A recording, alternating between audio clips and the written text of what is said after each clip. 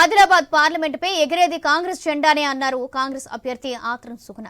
75 ఏళ్ల స్వాతంత్రంలోనే మొదటిసారి parliament MP అభ్యర్థిగా ఆదివాసీ మహిళకు టికెట్ కేటాయించారని, ఆదివాసులు ఓట్లు అధికంగా పోల్ కావడంతో తన గెలుపు తథ్యమని ఆమె అన్నారు.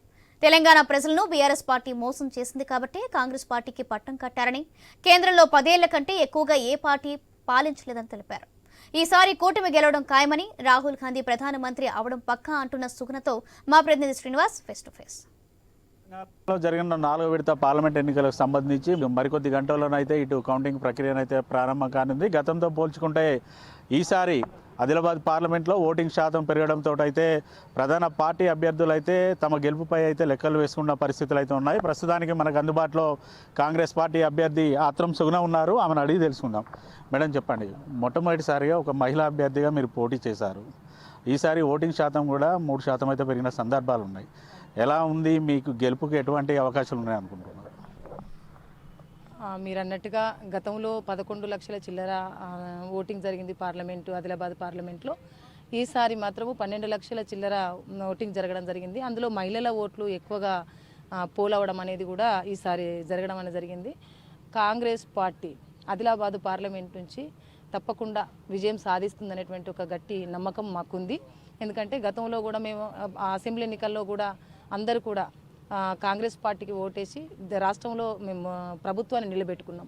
కేంద్రంలో కూడా రాహుల్ గాంధీ ప్రధానమంత్రికి ఇదొక గిఫ్ట్. ఆదిలాబాద్ పార్లమెంట్ నుంచి ఒక మహిళగా మొట్టమొదటిసారిగా ఒక మహిళను గుర్తించడం, అందులో ఆదివాసీ మహిళ, అందులో రాజకీయం తెలియనటువంటి మహిళ. అందరు దాదాపుగా ఉన్నటువంటి మిగతా పార్లమెంట్లో చూసుకున్నట్టయితే అది వేరు. ఇక్కడ కూడా బీజేపీ బీఆర్ఎస్లు చూసుకున్నా కానీ వాళ్ళు గతంలో పార్టీలలో పనిచేసినటువంటి వాళ్ళు. నేను కొత్తగా ఒక మహిళ, అందులో ఒక ఆదివాసీ మహిళ, మొట్టమొదటిసారిగా ఆదిలాబాద్ పార్లమెంటుకు ఒక మహిళకి ఇవ్వడం. అదేవిధంగా ఈసారి ఆదిలాబాద్ పార్లమెంట్లో పెద్ద మొత్తాన మహిళల ఓట్లు కూడా ఎక్కువగా ఉండడం. కాంగ్రెస్ పార్టీ ఇక్కడ జెండా, రేపు పార్లమెంట్ జెండా కాంగ్రెస్ పార్టీ జెండా ఎగరబోతుందని. మీ గెలుపు కోసం ఇటువైపు 1.5 రోజుల పాటు ఇటు సీతక్క కృషి చేసింది. మీ గెలుపు కోసం కాంగ్రెస్ అధినేత రాహుల్ గాంధీతో పాటు సీఎం కూడా 2-3 సార్లు పర్యటనలు చేశారు. అయితే కొంతమేర కాంగ్రెస్లో ఉన్నటువంటి వర్గ పోరు మాత్రం మైనస్ అవుతుందనేసి ఇటు జిల్లా నేతలు చెప్తున్న పరిస్థితులు అయితే ఉన్నాయి. అటువంటి ఏమన్నా ఉందా, లేదనుకుంటే క్లీన్ స్విప్ తోటి మీరు విన్ అవుతున్నారా? వర్గపోరు అనేది అది ఏమీ లేదు. అంటే వ్యక్తిగతంగా అలా ఏమైనా ఉండొచ్చు, అదంతా కూడా అధిష్టానం చూసుకుంటుంది. కానీ కాంగ్రెస్ పార్టీ తప్పకుండా గెలవాలి. ఇక్కడ రాహుల్ గాంధీ గారు ప్రధానమంత్రి కావాలనేసి ప్రతి ఒక్క క్యాండిడేట్కి, ప్రతి ఒక్క ఇన్ఛార్జికి, ప్రతి ఒక్క డీసీసీకి, అంటే ఇక్కడ ఉన్నటువంటి వాళ్ళందరికీ కూడా సీనియర్ నాయకులు కావచ్చు, కార్యకర్తలు కావచ్చు, అందరూ కూడా చాలా కష్టపడి పనిచేయడం అనేది జరిగింది.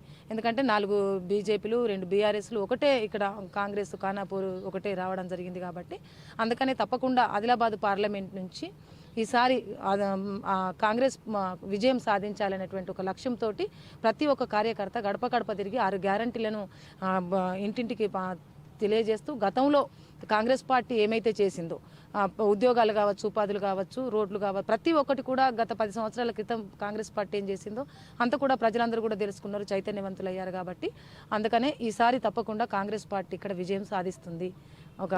మన ఆదిలాబాద్ పార్లమెంట్లో కీలకంగా ఉండే ఓట్లు ఆదివాసులై. ఈసారి చూసుకుంటే మాత్రం గతంలో కంటే ఈసారి ఆదివాసీ ఓట్లు ఎక్కువ మొత్తంలో పడ్డాయి. అది మీకు ఎంత మేర పాజిటివ్ అవుతుంది అనుకుంటున్నారు మీరు?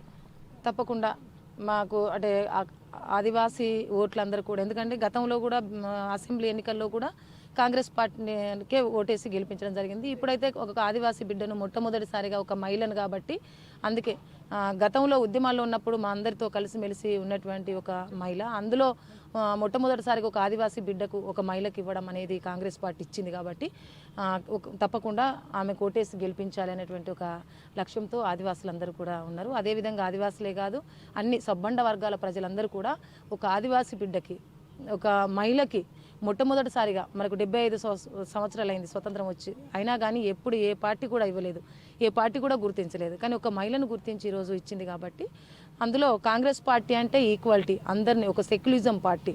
కాబట్టి ఇలా గెలిపిద్దామనేటువంటి ఒక ఆశయంతో ప్రజలందరూ కూడా సబ్బండ వర్గాల ప్రజలు ఆలోచించారు. దాదాపు ఏదైతే నిన్న విడుదలైన ఫలితాల్లో మాత్రం ఇండియా టుడే సర్వేలో ఇటు బీజేపీ పార్టీ ఎన్డీఏకి సంబంధించినటువంటి సర్వేల్లో ఇటు అరుణాచల్ ప్రదేశ్ కావచ్చు, లేదనుకుంటే సిక్కింలో కావచ్చు, ఇండియా టుడే సర్వేలో ఇచ్చిన ప్రకారంగానే బీజేపీ లీడ్లో ఉంది. అయితే తెలంగాణకు సంబంధించి కూడా ఏపీకి 11 నుంచి 12 స్థానాలు వస్తాయి, కాంగ్రెస్ పార్టీకి 4 నుంచి 6 స్థానాలు మాత్రమే వస్తాయి అనేసి ఎగ్జిట్ పోల్లో ఇచ్చిన పరిస్థితి ఉంది.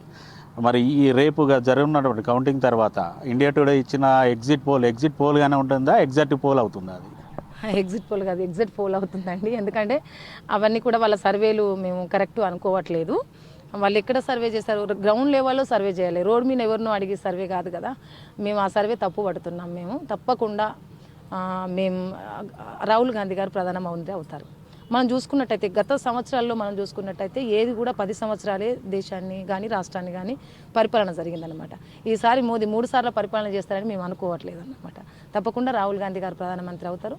కాంగ్రెస్ పార్టీ ఘన నియోజకవర్గాలన్నీ కూడా 7 నియోజకవర్గాల్లో 3 కౌంటింగ్ కేంద్రాలను ఏర్పాటు చేయడం జరిగింది.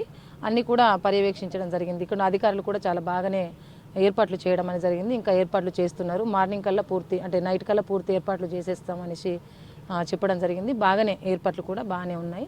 అన్నీ కూడా చూడడం అనేది జరిగింది. మేము దాదాపు రేపు కౌంటింగ్ అనంతరం కనుక ఒకవేళ అభ్యర్థిగా మీకు పట్టం కడితే మీరు ఆదిలాబాద్ పార్లమెంటు ప్రజలకు ఎటువంటి రుణం తీసుకుంటారు?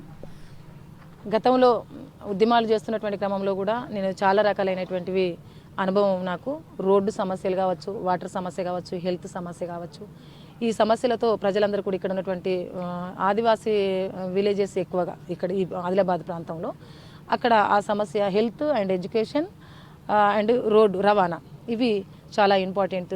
ఇక్కడ ఆర్మూర్ టు ఆదిలాబాద్ రైల్వే దానిపైన కూడా నేను నా గలము విప్పుతాననేసి నేను అనుకుంటున్నా.